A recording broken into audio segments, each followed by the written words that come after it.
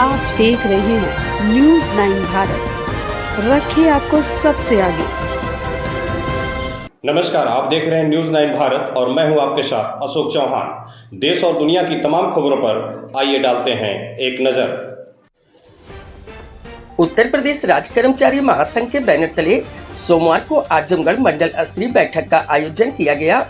राज्य अध्यक्ष कमल अग्रवाल, राज्य महामंत्री अशोक सिंह द्वारा संचालित इस बैठक में अखिल भारतीय राज्य सरकारी कर्मचारी महासंघ के राष्ट्रीय अध्यक्ष सुभाष लांबा ने बतौर मुख्य वक्ता भाग लिया।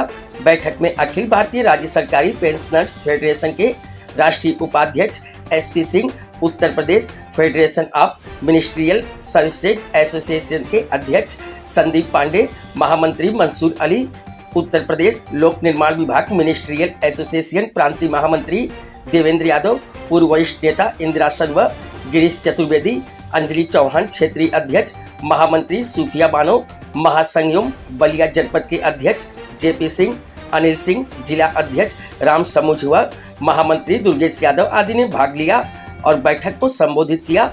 बैठक में उत्तर प्रदेश सरकार द्वारा पूर्वांचल व दक्षिणांचल डिस्कॉम को निजी हाथों में सौंपने के फैसले की घोर निंदा की। National coordination committee of electricity employees and engineer और विद्युत कर्मचारी संयुक्त संघर्ष समिति के बैनर तले चल रहे आंदोलन का पुरजोर समर्थन किया गया।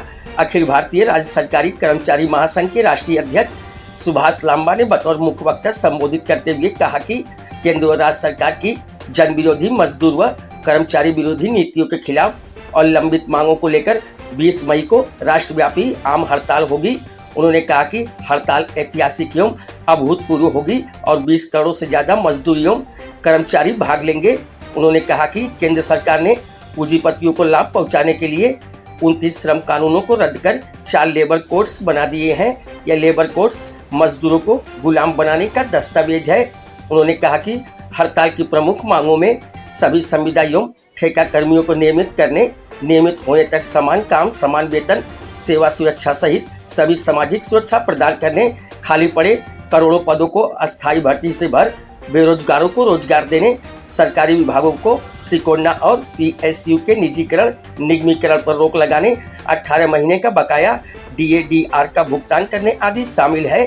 उत्तर प्रदेश राज्य कर्मचारी महासंघ के प्रांतीय अध्यक्ष कमल अग्रवाल ने कहा कि कर्मचारियों को पीएफआरडीए एक्ट रद्द कर पुराने पेंशन बहाली के अलावा कोई पेंशन स्कीम स्वीकार्य नहीं है। उन्होंने कहा कि हड़ताल की प्रमुख मांगों में पेंशनर्स की 65 व 75 साल की उम्र में बेसिक पेंशन में 10% बढ़ोतरी करने, कम्यूटेशन राशि को 15 की बजाय 10 साल 8 महीने में रिकवरी करने, संविधान के अनुच्छेद 310, 311 (2) ए, बी व सी को निरस्त करने आदि। उत्तर प्रदेश राज्य कर्मचारी महासंघ के महामंत्री अशोक सिंह व क्षेत्रीय अध्यक्ष राम समूह यादव ने कहा कि 20 मई को राष्ट्रव्यापी हड़ताल की मांगों को लेकर सभी विभागों में गेट मीटिंग की जाएगी और हैंडबिल वितरण किए जाएंगे। उन्होंने कहा 20 मई को राष्ट्रव्यापी हड़ताल करके कर्मचारी जनपद मुख्यालयों पर धरना प्रदर्शन करेंगे। अपना परिचय देते हुए आज के मुख्य मुद्दे के बारे में बताएं। कमल अग्रवाल, उत्तर प्रदेश राज्य कर्मचारी महासंघ।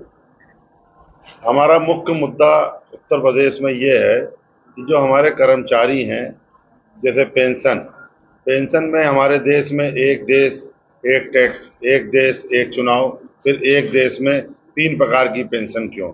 एक पुरानी पेंशन है, एक राष्ट्रीय पेंशन योजना है और एक एकीकृत पेंशन योजना। तो इसको भी एक होना चाहिए।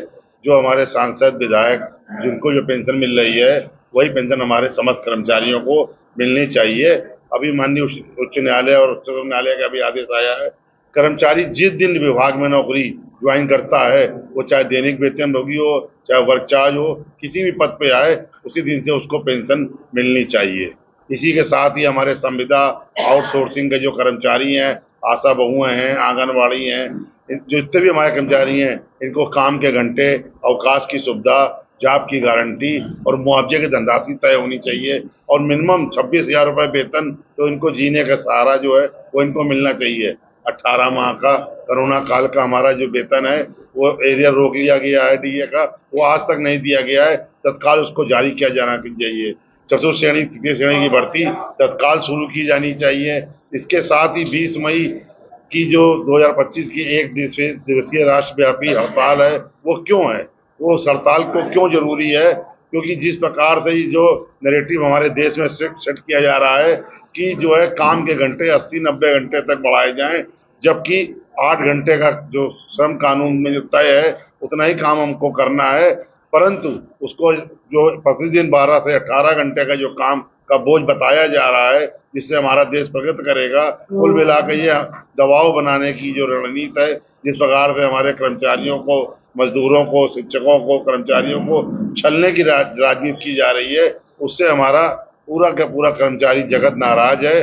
और 18 मार्च 2025 को प्यारेलाल भवन नई दिल्ली में श्रमिक सम्मेलन हुआ, जिसमें सभी 10 बड़ी ट्रेड यूनियन ने यह तय किया कि हम जो है हड़ताल करेंगे। और उसी को देखते हुए अखिल भारतीय राज्य सरकारी कर्मचारी महासंघ की उदयपुर में 27-28 अप्रैल 2025 को बैठक संपन्न हुई है और वो निर्णय हुआ है कि हम भी उत्तर प्रदेश के साथ साथ पूरे भारतवर्ष में हमारा कर्मचारी भी हड़ताल पर समर्थन करता है।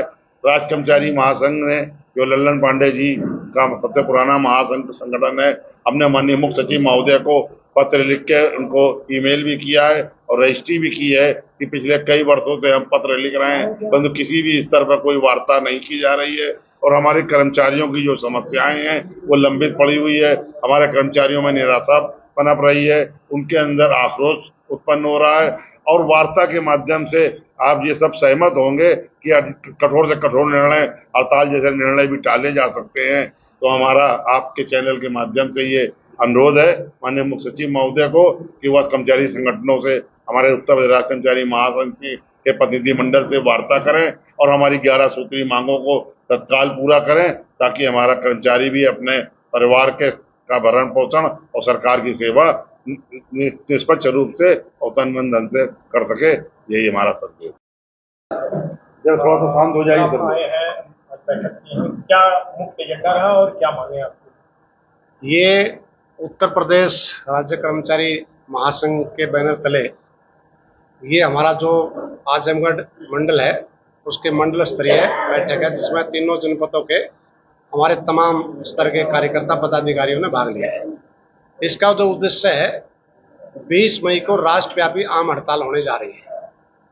इस हड़ताल के जो मुद्दे हैं वो ये है कि 4 लेबर कोड्स जो सरकार ने पूंजीपतियों को फायदा पहुंचाने के लिए जो गुलामी के दस्तावेज हैं उनको लागू करने का ऐलान किया है।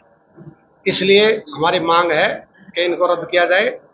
दूसरा, ये एनपीएस यूपीएस हमें ना चाहिए।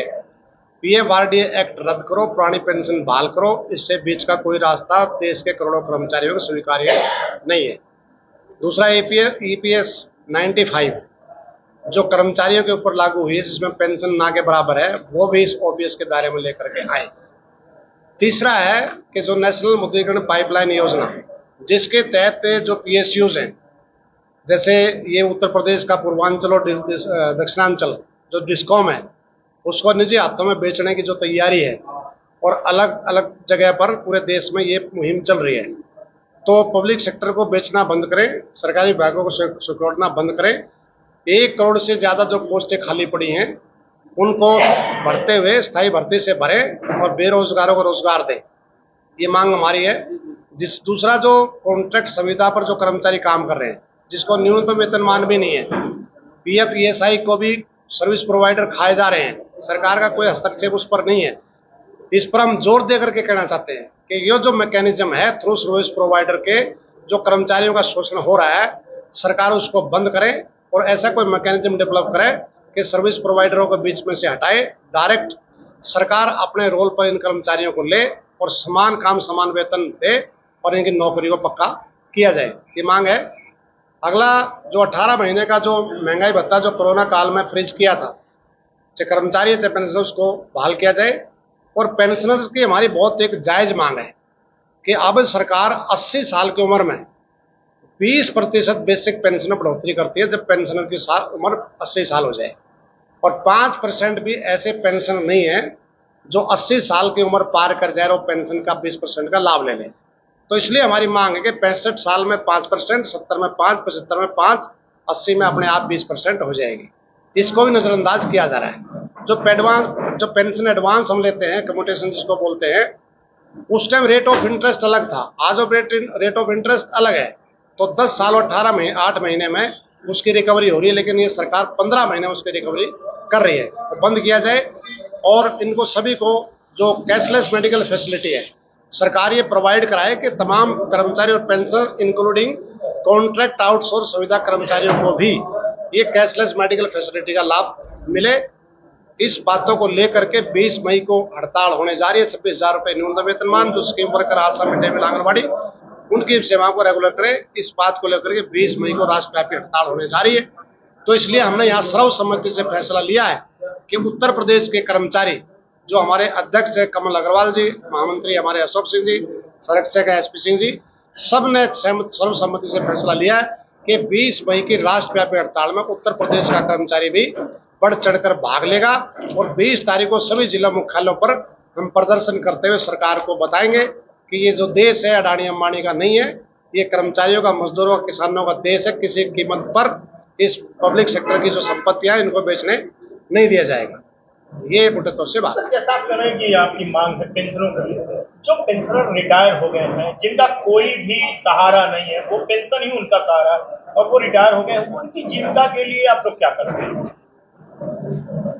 उनको पेंशन मिल रही है। भत्ते दे न सके जो सरकार निकम्मी है, जो सरकार निकम्मी है, वो सरकार बदलनी है, जो सरकार निकम्मी है, वो सरकार बदलनी है। जय एकता जिंदाबाद, जिंदाबाद, जिंदाबाद, आवाज दो। यहाँ खबरों का सिलसिला कभी नहीं थमता। सिर्फ और सिर्फ बने रहिए न्यूज़ 9 भारत पर। अब चाहूंगा इजाजत। नमस्कार।